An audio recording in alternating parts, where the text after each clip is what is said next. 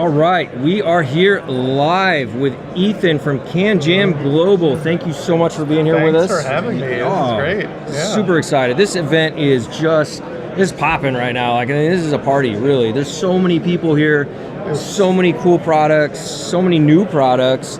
And I feel like just vendor turnout is phenomenal. It's been fantastic. I think we can really safely say that COVID's behind us. I know, it feels like the world is back. It really feels that way. We're back. We are back. So this turnout has been amazing. Is this one of the best ever? I think this is actually the biggest CanJam we've ever done. You heard that. You heard that right here, right now. This is probably the biggest CanJam in history. So if you missed it, we're sad that you didn't come down, but we're also happy to be bringing this to you right now live. But there's still another day. That's right. Tomorrow all day tomorrow. So you still have time. If you're in the SoCal region and you missed today, come down tomorrow bright and early. What time do we start tomorrow? We start at 10 o'clock a.m. So don't miss out. There is so many new flagship headphones. We've got so many flagships.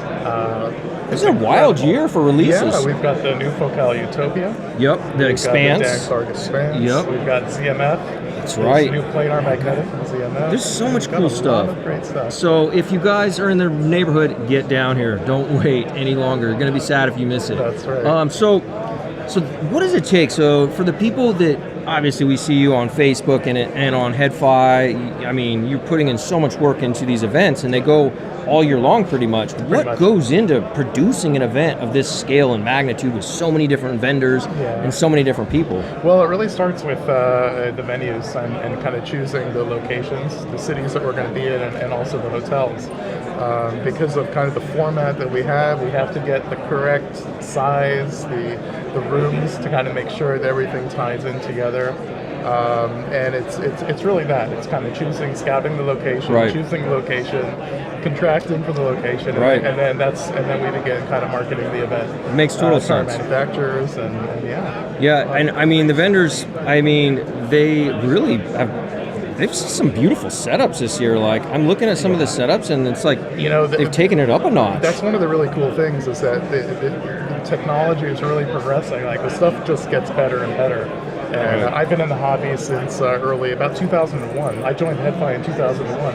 I think I'm number 600 and something. That's awesome. That's amazing. And this is way before I knew any of the guys. Sure. And this back, and for I think maybe 10 years, I didn't even post. Yeah. So I was just you were a lurker. I was a lurker. We all were lurkers at some point. I get it. But I learned a lot. It's always been a passion of mine. Been really into it, and I just started doing little meetup events, kind of in the mid, kind of 2013, 14. Yeah. And they kind of developed into what we have now. Awesome. I love it. This is just a fantastic event. I mean, last year was super fun too, but there's just a different vibe this year. Last year was cool because it was the first one right out of COVID. But we were, we had to wear masks, and it was a much smaller event, probably about less than half of the exhibitor count. But the attendees came. It was still a blast. It was a great show. It was great. And it was, for many people, it was the first time they had been out of the house in a year. Which is what made it special. Yeah. So it was really cool. But this feels really special. It's our last show of this year. We were going to do a show in Shanghai in November. Unfortunately, we have to put that on hold for now. Right.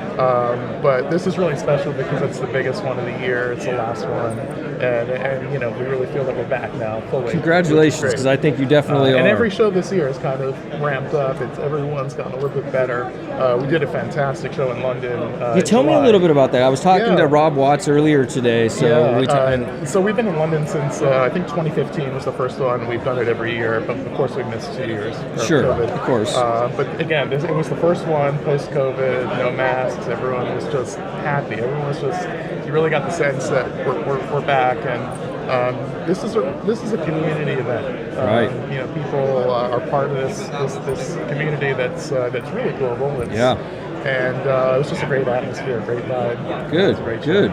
So when you get to produce these events and you're traveling, especially do you get a little bit of time to go enjoy the cities, or is it just all work? Yeah, we do. Well, we try and come in a little bit early, usually at least a day before our setup day.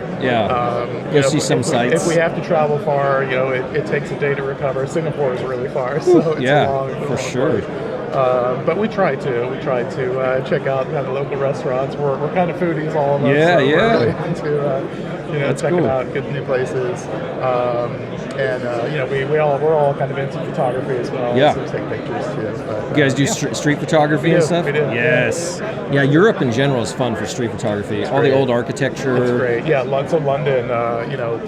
Probably because of the jet lag, I woke up at 5 in the morning. So okay, what am I going to do? I just got dressed, got out. Street got a photography, camera, man. took Get some pictures. coffee and go. Yeah. Yeah. So let's talk about that. So when you're not producing these events, obviously you enjoy photography. Yeah. What other things do you like to do? So I ride bikes. What kind, mountain or street? Street. Okay, cool. Yeah, road bikes, and I play tennis. Oh, very good. Yeah. I played tennis in high school, Okay. and I still can play a little bit, Yeah. but it's been a while. But man, Yeah. tennis is fun. It's great, yeah. So I play on a EOCA team. Nice. In the league, and so Very I'm cool. playing usually about 3 times a week. Very. Dude, that's amazing. I also got into pickleball for a while, which was fun. Yeah, I like all racket it's become sports. really popular. Pickleball, like the last 2 years, for whatever reason, everybody's playing it. Yeah, Yeah, I haven't tried it yet, but it's fun. It's fun. It's not as fun as tennis. Yeah. Tennis is like the ultimate. Yeah. Okay, cool. So you guys out there, if you have any questions for Ethan, let us know in the comments. Drop us whatever you want to talk about, or any questions about how the event's going. And we're going to talk a little bit more about some of the things we're excited most to see. Yeah. So for me, I think the Utopia, 2022 and the Expanse, I think those are my 2 top things I want to hear, I guess. I actually haven't heard them yet. So one of the things with CanJam Saturday is generally a little bit busier than the Sunday. Yeah. Again, for any of you out there, come on Sunday. Yeah, because you won't less have traffic. to wait in line, less traffic. Yeah, and you get to hear stuff easier probably. So Sunday is usually my listening. That's the time. When I have it. Yeah. Saturdays is just all hands on deck.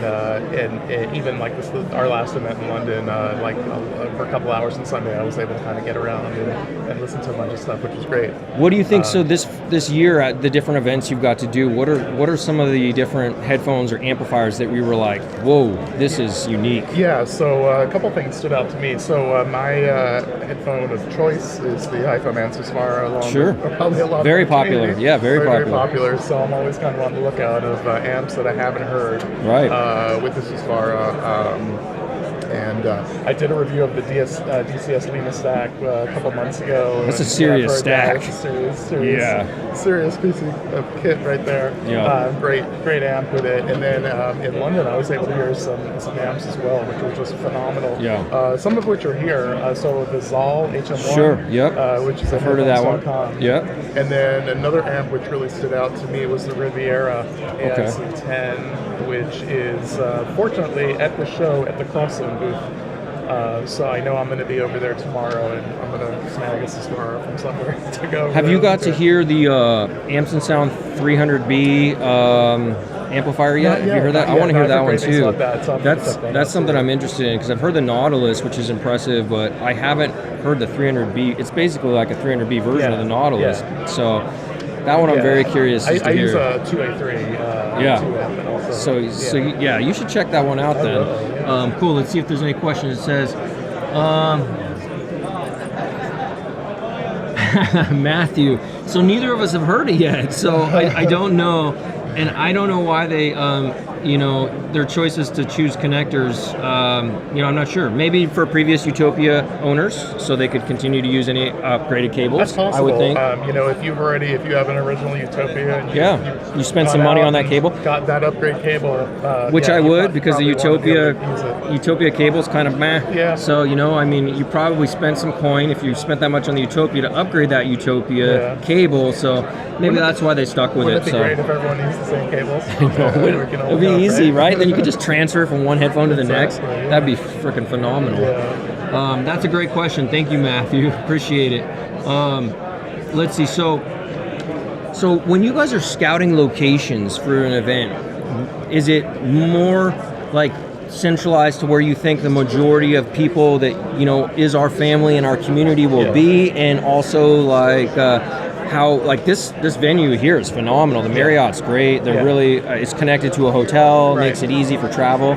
So are those things all factors you're thinking about when you're building this? Yeah, absolutely. So at the beginning, the first kind of cities that we expanded out into, I believe, was London and Singapore were the first ones that we kind of went out to once we went out of the U.S. Sure. And it really was based on traffic, like kind of our user base, kind of the HeadFi community. Yeah, of course. We're based out there, so that kind of makes sense. Yep. And then that's kind of how we've kind of done this. In terms of locations, it's a little bit of trial and error. We spent a couple years at LA Live. I don't know if any of you were at LA Live. I didn't catch it. No. Yeah, and I think it was 2017 and 2018. The thought process was, being more central, can we attract more people rather than being out in the suburbs? Sure. I think we've kind of come to the realization that, what's most important is our community is just being able to get out to where we're at, accessible. Easy and accessible. Good, relatively inexpensive parking, that's important. Yeah, so a lot of these kind of factor in. That makes sense. And at this point, we've been doing this now for like 6-7 years. We kind of have it dialed in terms of the layout, the square footage that we need, and also every hotel is laid out differently, kind of where the rooms are in relation to the showroom. Yeah. So this is actually, I think this is now the template. This is the model because our rooms are right next to the ballroom, and it just makes it a lot easier than having to go upstairs or downstairs or around the corner. This is convenient. So it's really convenient. So everyone kind of gets great. And have the vendors been like pretty much like this is the spot they enjoy the most so far? Fantastic. I mean, the feedback's been great. All the vendors are just having a really good show this year. So as far as location, so let's touch on that again real quick. So can we maybe see another new location maybe next year, possibly? Yeah, so interesting that you say that. We've done a couple of events in China, and as everyone's probably aware, traveling to China is a little challenging at the moment. So, So they're pretty much locked down, right? Yeah, they're pretty much locked. They're still locked down with COVID, zero COVID. That's what I thought. Yeah. And we'll see, how it changes.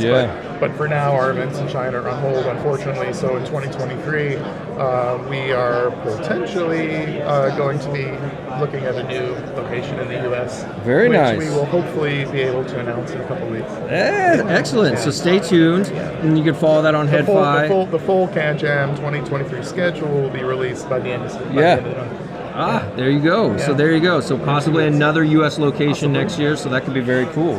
Very good. So talk to me a little bit about what kind of music do you like to listen to, right? That's one of my favorite questions to ask because, and a lot of times we're all pretty eclectic. We all like to listen to a whole bunch of different things. But then, it's like Rob. I was with Rob Watts this morning, so he's one of the first streams. And I expected, for him to say, some of the traditional modern music. Right. And then he shocked me. And he's like, and I love electronica. And I was like, yes, my man. That's what I'm talking about. So talk to me about what do you like? So I'll have to admit it. I'm a metalhead. So that's dope. Pretty much my whole life. Yeah. But I do like a lot of sorts. I do like electronic music. I like some classical music, alternative music. So is the Susvara your favorite headphone for metal, you think? Or do you have a favorite? No, it is right now. I don't really switch over. I mean, I love the Abyss headphones also for metal. Really got great energy, but this Susvara is very comfortable for me, and it's just kind of easy listen. I can listen to it all day. Crank the volume, and it's great. And then, so other than metal, what do you think your second genre you listen to the most? Probably electronica. Electronica, yeah. That's cool. Different ones, but more alternative stuff. Not. For me, I listen to everything. I don't listen to a lot of country music. That's just my one genre I don't listen to a lot of. Not that there's anything wrong with country. If you love country, there is some country I really do enjoy. I love going to shows, and fortunately, I'm able to go to a show tonight. Where are you going? Nine Nails, yes. Cord's going to that too. I'm going with them. Colin, that's dude. You guys are gonna have a freaking blast. I have a great story for you. So when we were at CanJam New York in February, so Tool is my favorite. Tool's band. epic, dude. For the last over 20 years. Yeah. We were able to see. Went with Colin, and we got front row seats to see Tool. Sick, dude. That's dope. Awesome. So tonight, Where is that show happening? So that's actually it's a festival called Primavera Sound. Okay. It's at the LA Historic Park. Sick. Dude, that's gonna be sick. Yeah, they're the headliner. Nine Shells are headliner for tonight, Saturday night. I'm jealous. I'm envious. So we're finished at 6 and we're getting in the car Jam straight to that and go. Yeah. That's sick, man. So this will be fun. All right, let's see if there's some other questions. Looks like we do. Let's see. Hey, what's up? It says, from Canada, any thoughts on expanding CanJam to any possible cities in Canada? Yeah, so we do think a lot about different locations, and Canada always kind of pops up. I would say that it's very, because of the scale of the show, we have to really be in the largest possible areas to attract as many people in. So one of the unique things about CanJam shows is people travel for it. So a lot of people this weekend, they're not from SoCal. Yeah, they're coming in from all over. Arizona, Vegas, Texas, New York, Hawaii. We've had some people come in from Singapore and the UK. So I guess the point I'm trying to make is, don't wait for us to come to the city. Just make some travel plans, because this is the ideal type of event that you want to travel in for. Plan a vacation around it. Especially Southern California is warm weather. We like to do these things in nice areas to visit. So in London, we're like right in the center, Westminster Bridge, right near the London Eye. You can just walk around, walk everywhere, and that's kind of one of the attractions. So. That's a sick location. That would be a fun one to go to for sure. Absolutely. That's a great question. Thank you. Let's see. Christopher says Texas would be a great spot for CanJam. Yes, it would. Texas would be a phenomenal spot, actually, because you think about how much Texas has grown, and it's we're looking at it. So there you go. We're definitely looking at it. It's being eyed. It's being eyed. What other questions do you guys have out there? Let's keep chatting a little bit more. So tonight, you guys, we end at 6, and you're going to 9 Inch Nails. Yeah. You're going to 9 Inch Nails. So hopefully we can get people out of here quickly. You're like, everybody, get out, clear the room. No, 6 o'clock. I got a concert to go. No, actually we so usually we end at 6, and depending on location, sometimes people will stay. And I would imagine it'll be probably around 7 o'clock before we're able to kind of shut down. Well, they're the headliner, so they won't go on first, though. So you have a little bit of time. Fine. That's cool. All right, good. Yeah. Awesome. Well, if you guys have any other questions, let us know. Otherwise, I know Ethan's just jamming with his place right now, so we'll give it another second, and then we'll probably call it a wrap. You guys have any other questions you want to ask? I just want to comment on the last comment. Yeah, where did it? There's Danny another Carey's one too. live performance of Numa is one of the best drum solos I've ever seen. Yes, it absolutely is. And if you have a chance to see Tool live, you must do it. I saw Tool 5 times this year. Damn. Yeah. So, okay, you have kids? I do have kids. Okay. So I have a daughter too, and everybody talks so much smack about Tool's latest album, saying it's just like a. What did they say? This is like a dad album for Tool, and we are dads, though. I mean, I know, and I was like, I guess because I loved it. It was brilliant. Like the production, everything was just great. brilliant. Every album of theirs is a great progression. Let's see. All right. Oh, Matthew has another one. He says middle of country, easy to get to. Yep. Most definitely. And then LCDR is my favorite for metal. Oh yeah. They weren't sold that many. Yeah, that's true. Vancouver, Canada would be awesome place to host. Van CanJam. Yeah, I like that. Yeah, Vancouver would be a fun destination in general. Yeah, that would be fun. I would love to go to Canada. That'd be fun. All right, cool. Do you have anything else you want to talk to the community about?